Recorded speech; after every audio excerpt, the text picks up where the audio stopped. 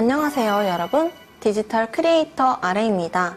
이번 시간은 굿노트에서 활용이 가능한 스티커를 제작해 볼 예정입니다. 이번 스티커 제작은 아이패드로 직접 그려서 제작을 해보겠습니다. 아이패드에는 다양한 그림 그리는 어플이 존재하는데요. 저는 이 중에서 프로크리에이트를 사용할 예정입니다. 이 강의를 듣는 분들 중에서 스티커 제작의 맛만 보고 싶다 하시는 분들도 있을 것 같아요. 그런 분들에겐 무료로 사용할 수 있는 스케치북 앱을 추천드린답니다. 물론 기능에는 차이가 있을 수 있지만 입문자 연습용으로는 무리가 없으니 참고하시면 좋겠죠? 이 두 어플 모두 투명 PNG 형식을 저장할 수 있는 어플이라 선택을 했는데 이 외에도 PNG 형식을 지원하는 어플이라면 뭐든 문제 없습니다. 프로크리에이트에서 제공하는 다양한 브러쉬를 활용하면 더욱 제작이 편하기 때문에 저는 일러스트가 아닌 프로크리에이트에서 작업을 한답니다. 우측 상단에 플러스 아이콘 선택해줍니다. 그 중에서도 추가를 눌러주셔서 사용자 지정 캔버스 사이즈를 설정해 줄 건데요.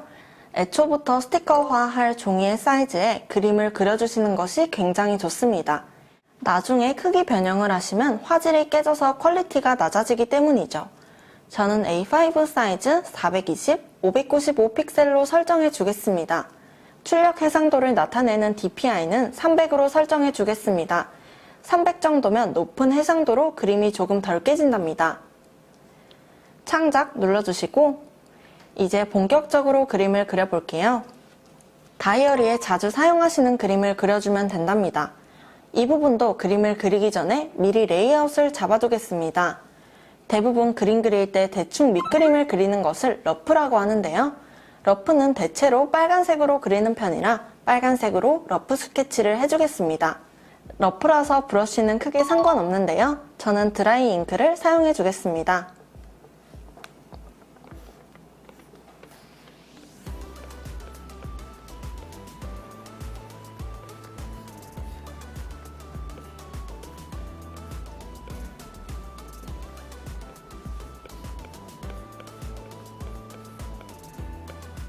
이렇게 러프를 모두 그려주었습니다. 그럼 우측 상단에 네모 두 개를 눌러주시면 레이어가 보이는데요. 이때 N을 눌러주셔서 불투명도를 확 낮춰주겠습니다. 밑색이 너무 진하면 이쁘게 선을 따는데 불편하기 때문이에요. 이때 꼭 레이어를 추가해 주셔야 합니다. 아니면 러프와 그림이 겹쳐져서 다시 그려야 하니 꼭 주의해 주세요. 레이어 2에서는 브러쉬도 다시 한번 확인해 줍니다. 원하는 느낌의 브러쉬가 맞는지 크기가 적당한지 확인해 주신 후 본격적으로 이미지를 따줍니다.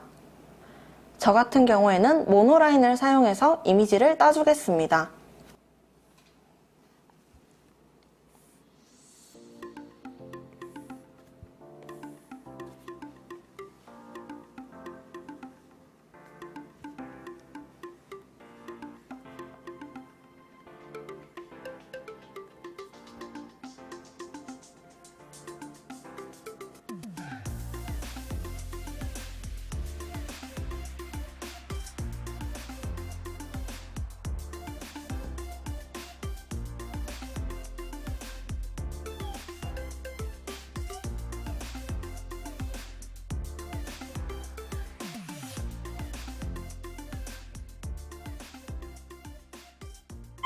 이렇게 선을 모두 따주었습니다. 다시 레이어 들어가셔서 레이어 1을 좌측으로 밀어주시고 삭제를 눌러서 레이어 1은 삭제해 줄게요. 그럼 이렇게 빨간색 선들은 전부 삭제가 됐습니다. 근데 여러분, 이 그림은 이 정도면 된 것 같은데 뭔가 허전하지 않으신가요? 맞습니다. 색칠이 남았습니다. 물론 투명으로 놔두고 싶으신 분들은 이 과정을 패스하셔도 되지만 색칠을 하는 경우가 훨씬 더 많기 때문에 색칠도 같이 한번 해줄게요. 레이어를 하나 더 추가해 줍니다. 그리고 추가한 레이어는 스케치했던 레이어 아래로 쭉 끌어당겨 줍니다.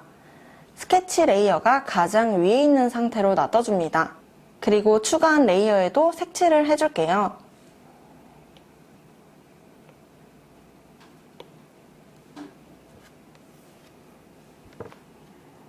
프로크리에이트에서 채색을 하실 때 이런 식으로 아웃라인을 따고 우측에 아이콘을 쭉 당겨주시면 바로 채색이 간단하게 된답니다.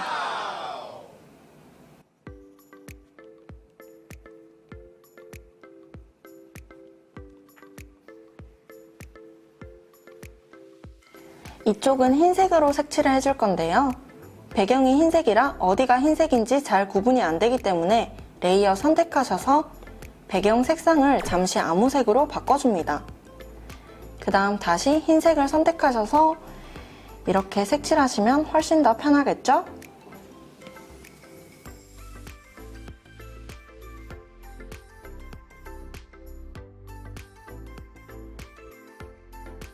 색칠을 할 때는 아까 러프를 그렸던 것처럼 드로잉 느낌이 나는 브러쉬 종류 말고 속이 꽉 찬 브러쉬를 선택해 주셔야 두 번 색칠할 일이 없답니다.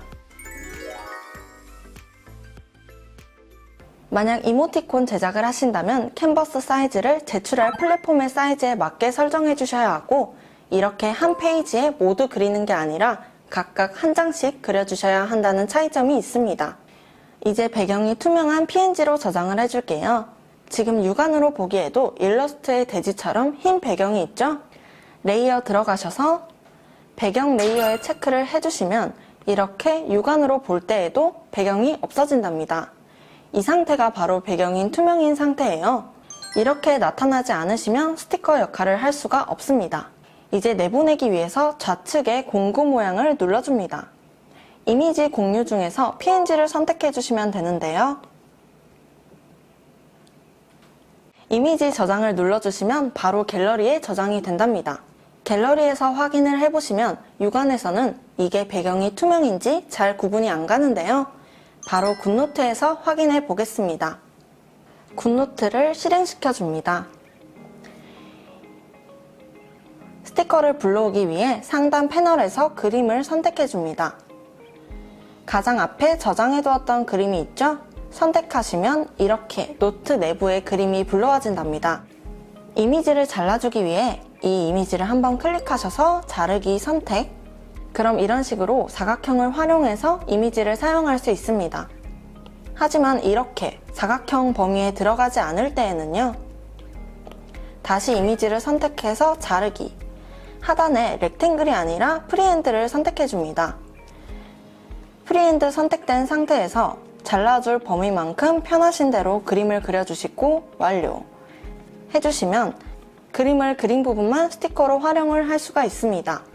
스티커를 활용하면 굿노트가 더욱 풍성하고 이쁘게 보여서 사람들이 굉장히 많이 찾는 파일 중 하나입니다.